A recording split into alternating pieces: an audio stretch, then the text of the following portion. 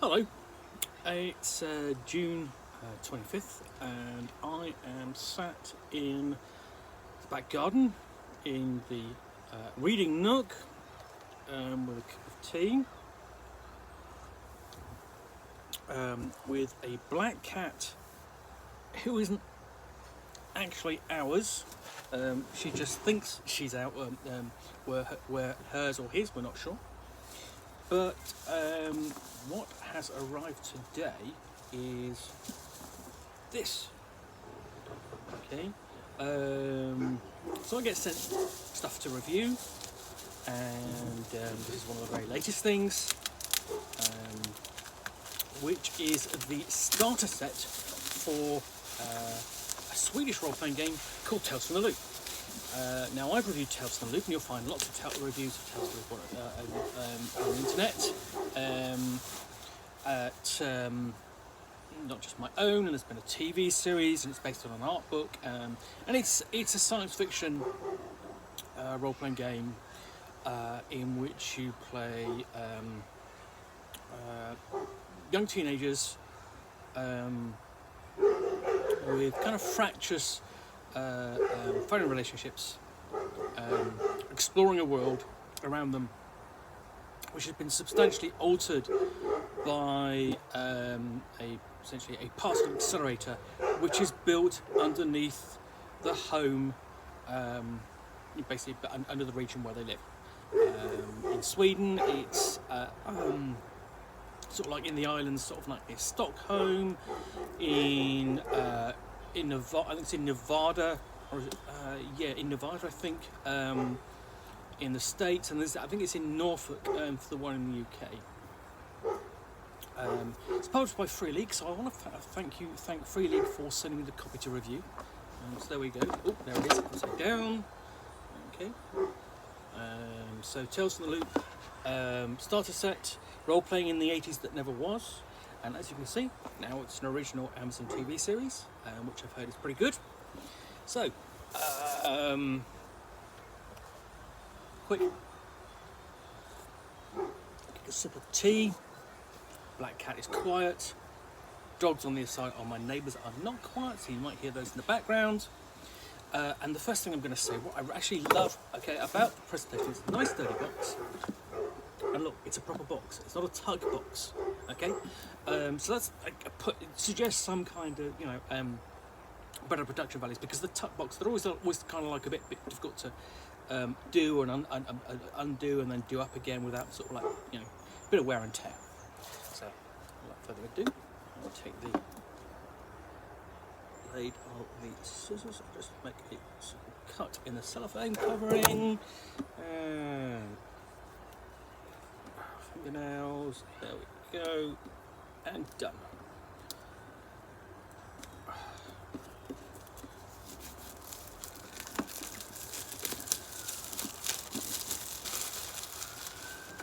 So what's it say on the back? As the robot thundered across the rye field towards the police van, I realised a line that had been crossed, and that had been crossed many hours earlier that day. Maybe it happened when we broke into the warehouse down at Satuna, where Olaf found that strange backpack.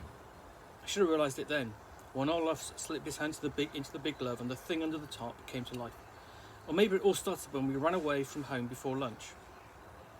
Summer days are so full of events, it's hard to remember how they all fit together. Okay. Simon Stolham Hug, I hope I'm pronouncing that correctly, is the international lauded artist and author of Tales from the Loop and Things from the Flood, narrative art books that stunned the world with a vision of alternate Scandinavia in the 1980s and 90s, where technology invaded tranquil landscapes to form an entirely new universe of the eerie and the nostalgic. Yes, there are small children about screaming as well. Sorry about that. Now you can step into the amazing world of the Loop.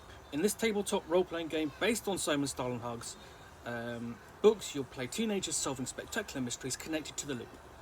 Just make sure you're home in time for dinner. The starter set includes everything you need to play. An illustrated rulebook explaining how to play the game, a complete mystery called The Recycled Boy, 5 pre-generated characters ready for you to play, a large full-colour map of the land of the Loop, and 10 engraved custom dice. So, let's pull that off, and I'm just going to say So yes, I can see you've got in there. So there's the dice. Very nice they are too.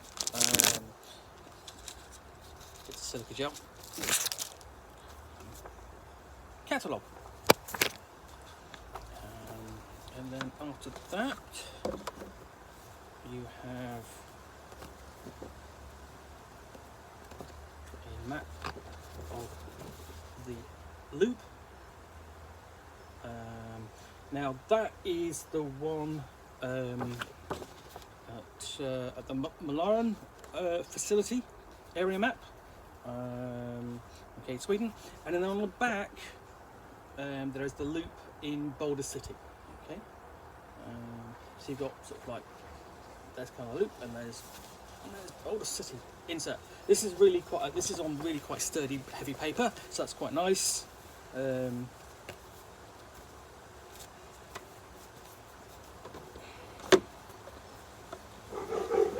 then after that, you have the pre-generated characters. So you see the artwork, and so if you see, there's the artwork in the background. So that's Kid 1, Maria or Kelly, and the full character sheet is on the back there. So going through them, you've got Tim or Timmy,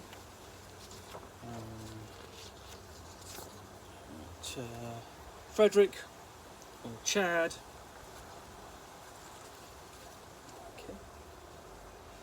Isabella or Patricia, and lastly Linda or Erin. Okay, so these are all full colour. Again, glossy paper, bit of background on the front, nice illustration, and the stats are on the back.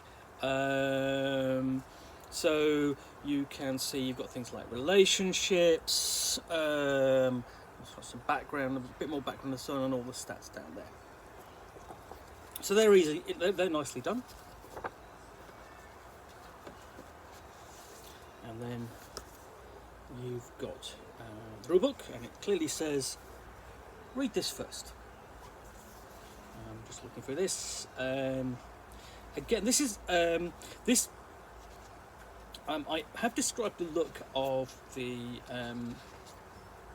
of the layout of the Tales from the Loop and things from the Flood book as being very architectural. It is sort of like vaguely, it feels sort of like it's more like a 70s film with its use of orange and sort of like the orange tones.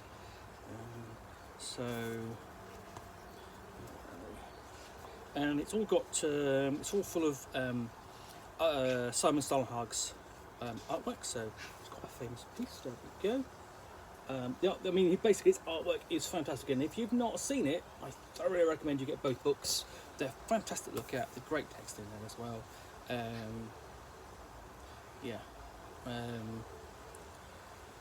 That's probably the image, the one image you have seen.